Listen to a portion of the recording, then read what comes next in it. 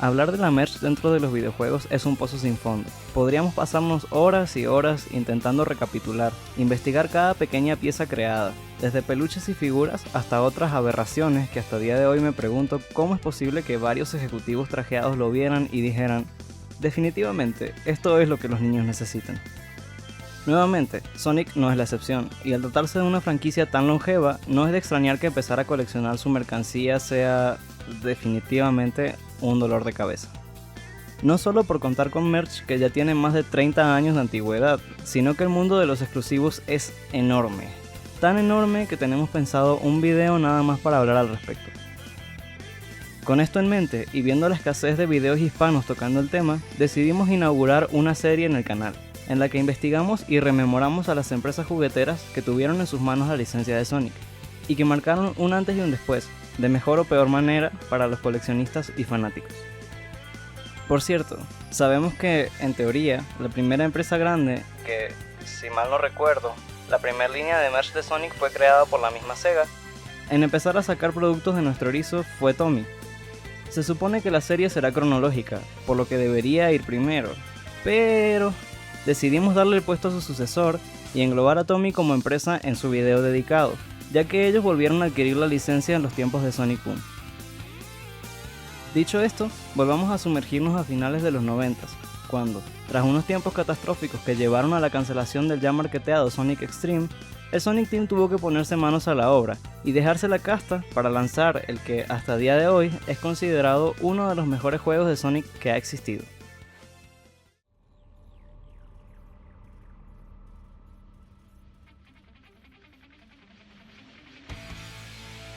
Tras la tremenda cagada que fue el desarrollo y cancelación de Sonic Extreme, Sega decidió que era momento de hacer un todo o nada. Era momento de que Sonic hiciera el salto al 3D y que lo hiciera bien. Optaron por rediseñar a todo el cast, dándoles un aspecto más crecido y cool.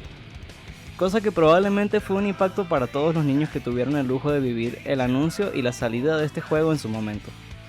Y qué mejor manera de alimentar ese hype que con juguetes.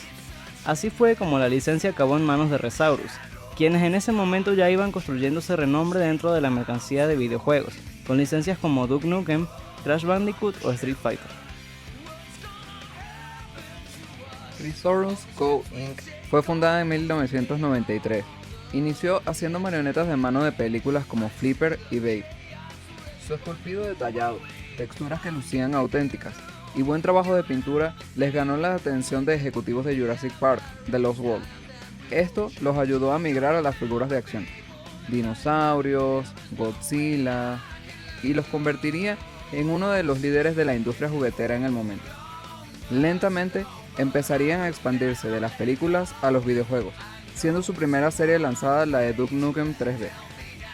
Hay una razón por lo que figura como la primera en nuestra serie, y es que, así como Adventure supuso el paso de Sonic en los juegos del 2D al 3D, oficialmente, para que luego no me salgan con que actually 3D Blast, sí. Resource marcó la primera línea de figuras articuladas de la franquicia.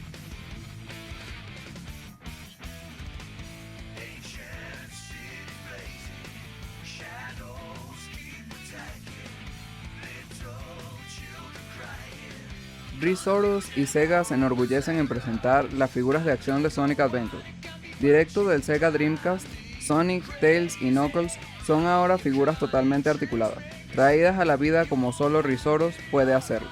Rezaba la sección dedicada a Sonic en la página web de Resource. Y honestamente, tenían razón.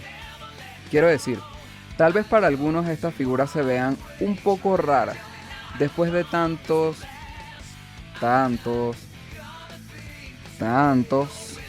años con el modelo actual y sus respectivos renders y figuras.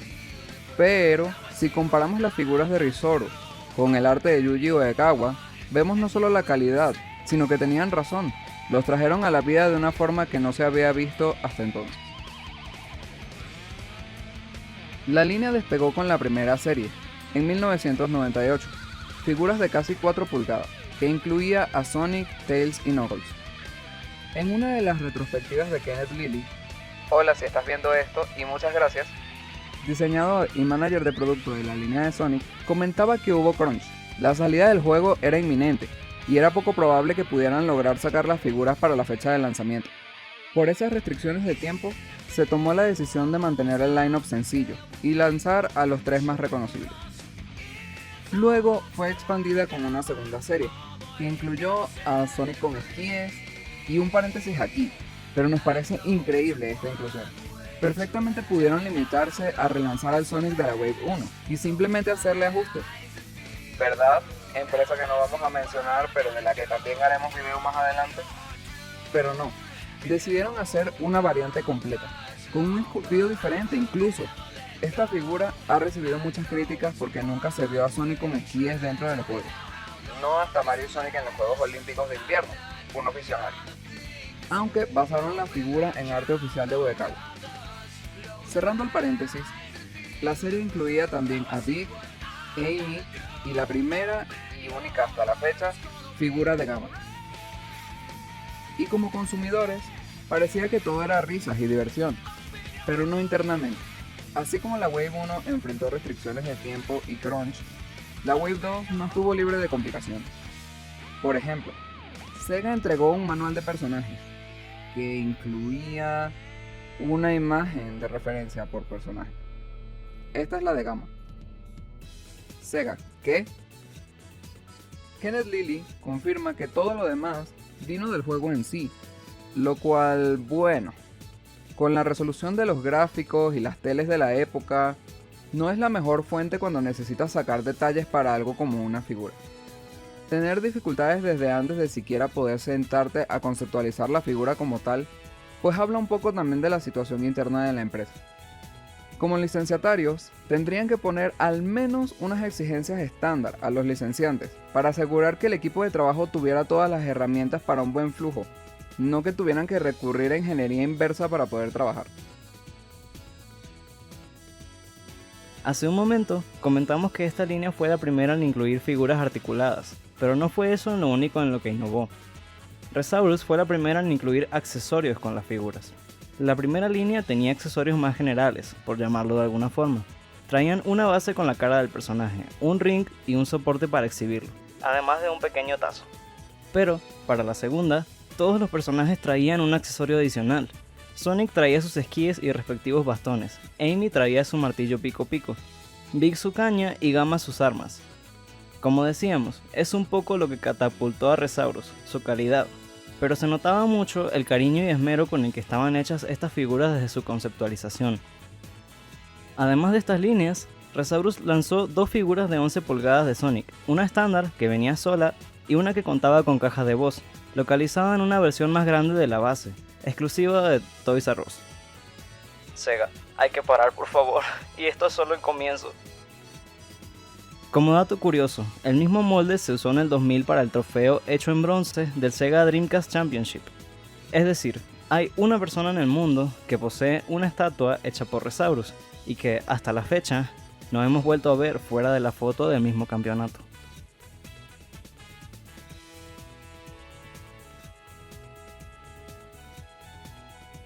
Realmente, por lo que sea, no hay mucha información disponible sobre lo que pasó con Resaurus. Para el año 2000 ya había indicios de lo que se vendría. En marzo de ese año, varios trabajadores serían despedidos, incluyendo figuras como Kenneth Lilly, que pasaría a Palisade Toys, Jay y Chris Borman, que junto a Anthony Simeone formarían Plan B Toys, John Matthews, Steve Hamaker, Chris Dern, entre muchos otros. Estos despidos probablemente tenían la finalidad de abaratar costos. Resaurus enfrentaba dificultades económicas. En 1998 a 1999 tomaron muchas licencias nuevas. No sabemos hasta qué punto esto contribuyó a esas dificultades, pues los pagos de regalías por las licencias deben haber significado una cantidad monetaria importante. Se habla también de falta de respaldo financiero para algunas de las líneas. A esto se suman un par de demandas bastante importantes. Una de Sony Pictures Consumer Products, por mercancía no autorizada de Godzilla, cuyo fallo fue en favor de Sony. La otra, por parte de Ace Frehley, guitarrista de Kiss, que alegaba la infracción de marca registrada por parte de Resaurus, competencia y enriquecimiento injusto, y prácticas engañosas por la venta de figuras réplica de la guitarra Gibson que el famoso popularizó.